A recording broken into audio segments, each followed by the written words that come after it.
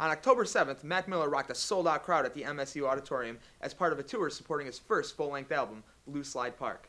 But before heading to the next city, Mac sat down with us for an interview.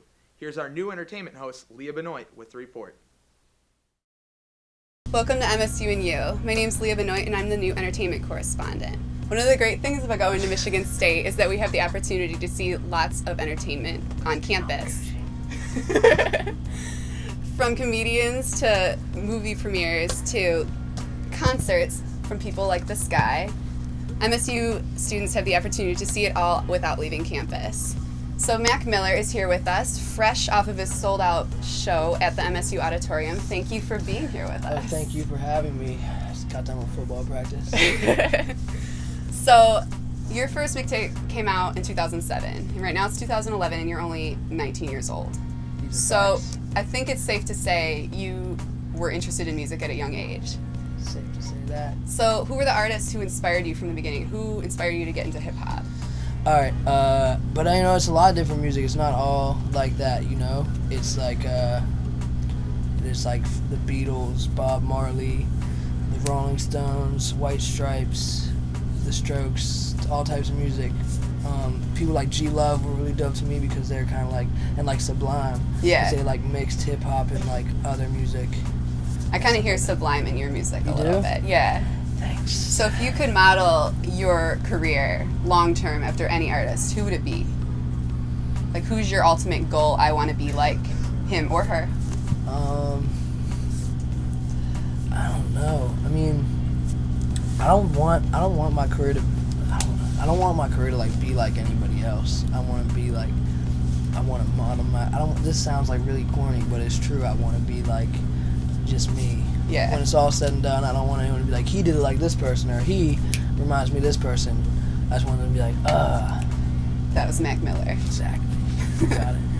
Yeah, but no, I was in a group called the Ill Spoken when I was like 15 with my homie Beatty. We just, you know, we're both dudes from Point Breeze rapping, and we always had our own like solo stuff in mind, and that's what we really wanted to do, but we just kind of, it was easier to rap with somebody else than just do it by yourself, so we rapped together, made some dope music for that age, and then, you know, it was just like time for me to really like pursue, you know, what was inside my head and heart.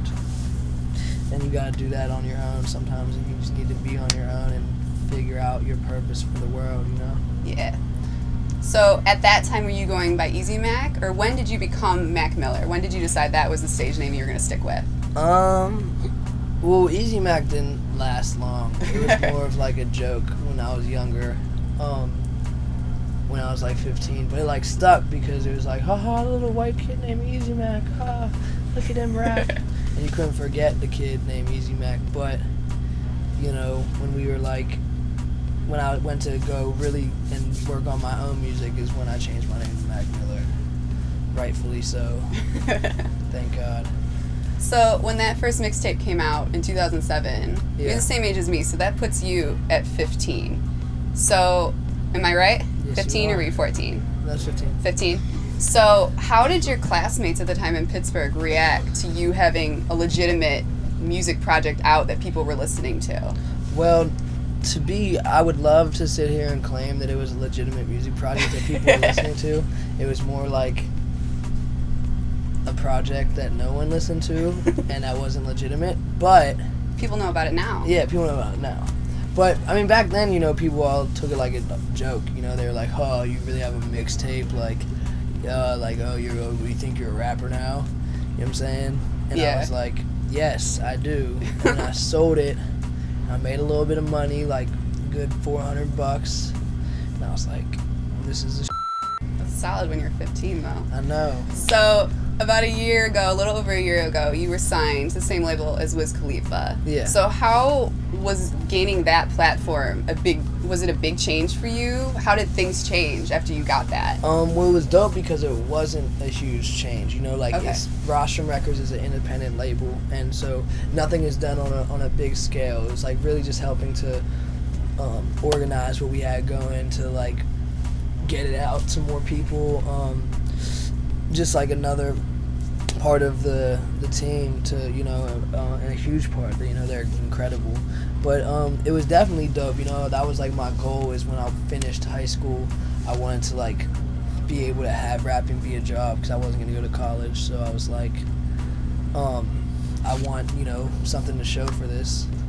So I got signed to Rostrum, got like a good, like, you know what I'm saying, like $1,000 that, you know what I'm saying, they broke me off with just to give me some money because I never had really money like that.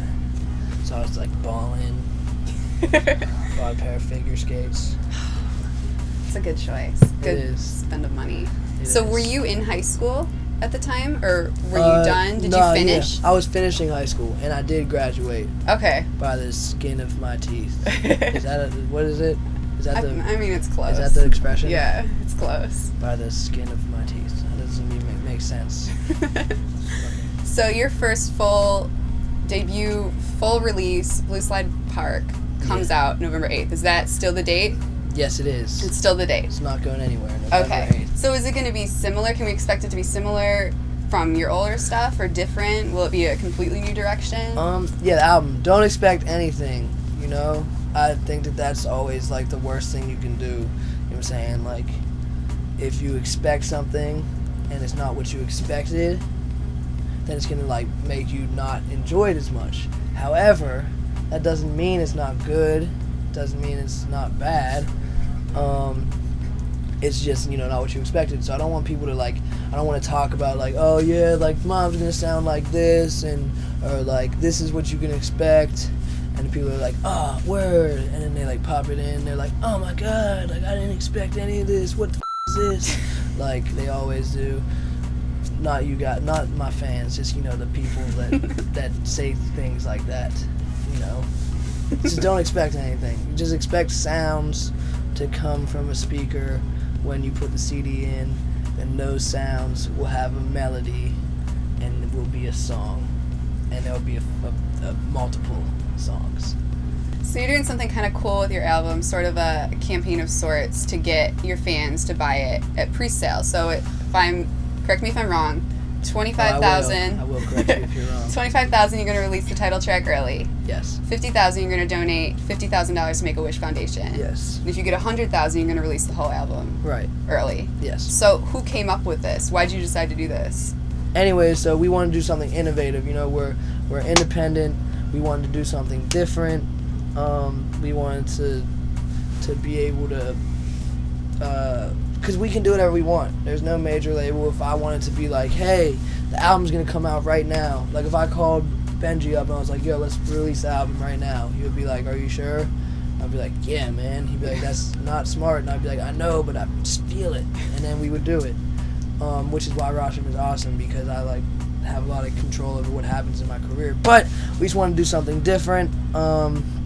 So, you know, 25, and actually we went to announce it on MTV to get the word out about the pre-orders, and we go there and they're like, okay, so we knew we wanted to do something, 25,000, 50,000, 100,000 is like landmark numbers, and they were like, what are you gonna do? You know, and I was like, oh shit, we didn't even talk about the plan yet. We don't know what we're doing. And I was like, all right, 25,000, we should do Blue Slide Park. The song should come out because it's a dope ass song, and we're so close to 25,000 that's about to come out, which is crazy. Just so you know, 50,000 and 100,000. I'm jumping all over the place with this question, but it's 50,000 and 100,000. Like if we were somehow get anywhere close to that, like that's ridiculous for pre-orders. 100,000 would be the most pre-orders ever on any album.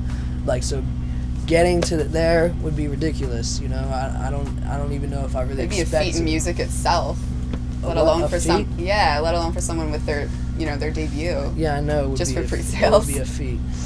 I don't know what a feat is. It's like an accomplishment. It's a good deal. Okay. You want that. If you heard I said I don't know what a feat is, and it sounded like a fetus. But anyways, so we're sitting there, I'm like, all right, 50,000, what should we do? I was like, yo, I want to give 50,000 to charity, because it's like I want to give 50,000 Make-A-Wish, because it's like if they do something for me, I want to give back. And like it's like we're not about money as far as accomplishing things. It's about accomplishing things. And so if they can rally up and put that money in my pocket, I'll give it right back. And then 100,000, I just really want the album out now. Yeah. And so I was just like, what can we do to get this album out early, man? Like, I'm touring. I want to start performing the songs. I want to know what people will think. I like can't wait to drop this album. So we were like, well, if we get 100,000 pre-orders, we'll just let it go. And, you know, if we do, it's crazy. And so I just hope we do. And if we don't get the 50,000, I'm still going to, you know, give the 50,000 away. Because, I mean, that's like... That's good. Yeah, you know. And it's for kids, too, so that's like a good organization. Yeah, Make-A-Wish is dope. So no matter what, it's all going to be gravy. November 8th, Blue Slide Park. You know what I'm saying? The day that will change the world as we know it. So be sure to pick up his album, Blue Slide Park, on November 8th. And thank you so much for taking the time to interview with us. Thank you. Have fun playing football later. I will. Be sure to tune in for the next episode of Entertainment on MSU and U.